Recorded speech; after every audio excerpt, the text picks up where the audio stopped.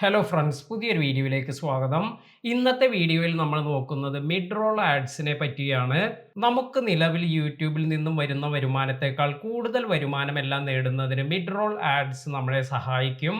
അപ്പോൾ എങ്ങനെയാണ് നമ്മുടെ ചാനലിൽ മിഡ് റോൾ ആഡ്സ് കൊടുക്കുന്നത്? ഇതിന് എന്തെല്ലാം കാര്യങ്ങളാണ് വേണ്ടത്? ഇതിനെക്കുറിച്ചെല്ലാം നോക്കാം. നിങ്ങൾ വീഡിയോ അപ്ലോഡ് ചെയ്യുന്ന സമയത്ത് മോണിറ്റൈസേഷൻ സ്ക്രീനിൽ പോയാൽ നിങ്ങൾക്ക് ഇത്തരത്തിൽ ഒരു സ്ക്രീൻ ലഭിക്കും. ഇവിടെ നിങ്ങൾക്ക് മാനേജ് മിഡ് റോൾസ് എന്നൊരു ഓപ്ഷൻ കിട്ടുന്നുണ്ട്. അപ്പോൾ സാധാരണ നമ്മൾ കാണാറുള്ള രണ്ട് ആഡ്സ് എന്ന് പറയുന്നത് സ്കിപ്പബിൾ വീഡിയോ ആഡ്സ്, അതുപോലെ നോൺ സ്കിപ്പബിൾ വീഡിയോ ആഡ്സ് ആണ്.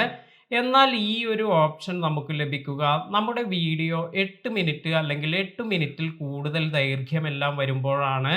അതിനാൽ തന്നെയാണ് ഒരുപാട് ക്രിയേറ്റേഴ്സ് ലെങ്തി വീഡിയോസ് എല്ലാം ക്രിയേറ്റ് ചെയ്യാൻ അഡ്വൈസ് ചെയ്യുന്നത്.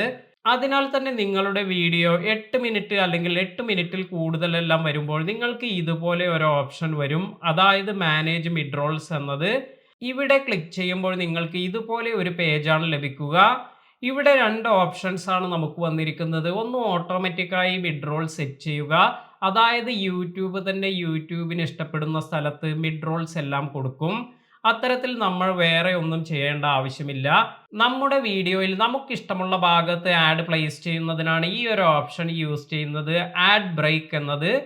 അതിനുശേഷം നിങ്ങൾക്ക് എത്ര മിനിറ്റിലാണ് ഈ ആഡ് കാണിക്കേണ്ടത് എന്ന് ഇവിടെ മാനുവലായി ടൈപ്പ് ചെയ്യാൻ സാധിക്കും. അപ്പോൾ ഇത്തരത്തിൽ മാനുവലായി നിങ്ങൾക്ക് 3 മിനിറ്റ്, 4 മിനിറ്റ് എപ്പോഴാണോ കാണിക്കേണ്ടത് നിങ്ങളുടെ വീഡിയോയിൽ, ആ ടൈം നിങ്ങൾക്ക് ഇവിടെ ടൈപ്പ് ചെയ്ത് കൊടുക്കാം.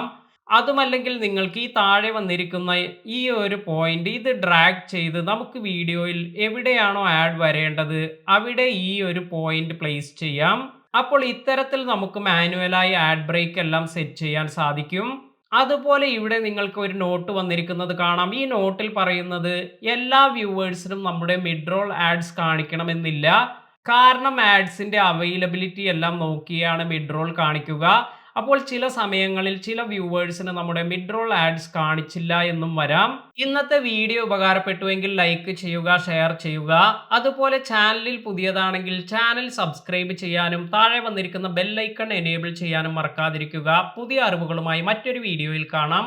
താങ്ക്